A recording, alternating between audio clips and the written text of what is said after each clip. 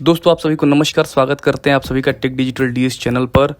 110 million subscribers base से 65 million subscribers हो जाना, पेड डी सब्सक्राइबर बेस की हम बात कर रहे हैं दोस्तों। 2017 में आप देख सकते हैं 110 मिलियन सब्सक्राइबर थे, इसके बाद डिक्लाइन हुआ दोस्तों और 2024 तक आते आते ये सब्सक्राइबर हो गए लगभग 65 मिलियन। तो दोस्तों ट्राई की एक रिपोर्ट है जिसमें ये बताया गया है 2017 से लेकर के 2024 का डेटा है।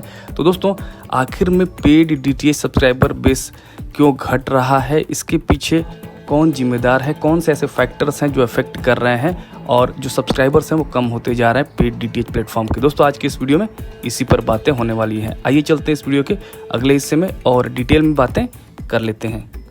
नमस्कार दोस्तों, मैं हूं आपका दोस्त और चैनल होस्ट। आप देख रहे हैं टेक डिजिटल डीएस।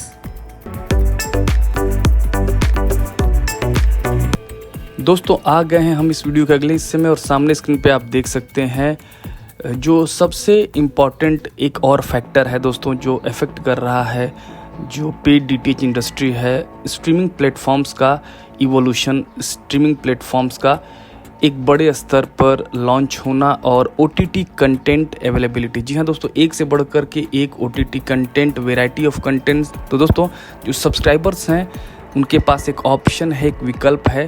तो दोस्तों जो OTT प्लेटफॉर्म होते हैं जैसा कि आप जानते हैं, बात करें सोनी लिव की, डिज्नी प्लस हॉटस्टार की, तो दोस्तों कुछ OTT प्लेटफॉर्म तो टीवी चैनल्स भी आपको दिखाते हैं अगर आप उनको सब्सक्राइब करते हैं, तो यहाँ वो भी ऑप्शन उपलब्ध हो जाता है दोस्तों।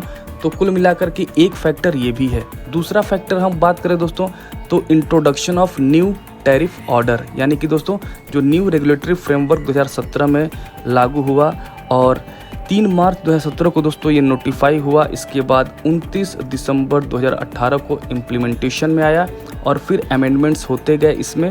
इसके बाद 1 जनवरी 2020 को भी कुछ सुधार के साथ वापस से अमेंडमेंट हुआ ये फ्रेमवर्क।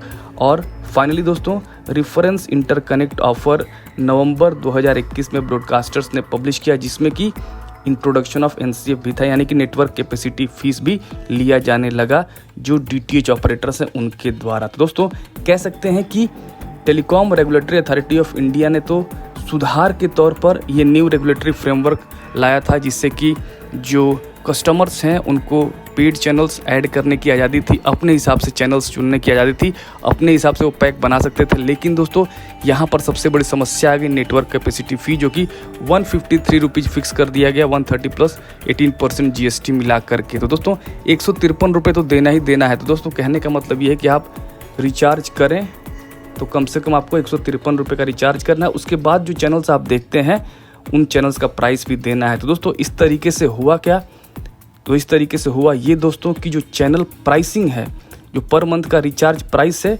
वो बढ़ गया और पेड DTH सब्सक्राइबर बेस में पहले दोस्तों मान के चलें आप 200 तक में list of channels, quality of channels, content सब आपको देखने के लिए मिल जाते थे। एक से बढ़कर के एक चैनल्स उसी प्राइस में उपलब्ध हो जाते थे, जो कि अब लगभग 300 या 350 में मिलने लगे। तो दोस्तों जो प्राइस हाइक थी वो काफ़ी ज़्यादा हो गई और इसके लिए पूरी तरीके से जिम्मेदार रहा न्यू रेगुलेटरी फ्रेमवर्क 2017, जो कि पूरी तरीके से इम्प्लीमेंटेशन में आया नवंबर 2021 में। अब दोस्तों यहाँ समझने वाली बात यह है कि नेटवर्क कैपेसिटी फ़ी लगाने के पीछे पर्पस जो telecom regulatory authority of India है, या फिर वो कह सकते हैं जो न्यू रेगुलेटरी फ्रेमवर्क 2017 आया, उसके पीछे पर्पस यही था दोस्तों कि जो पेड DTH सब्सक्राइबर बेस हैं या फिर जो केबल टीवी ऑपरेटर्स हैं उनको भी फाइनेंशियली थोड़ी सी ग्रोथ मिले।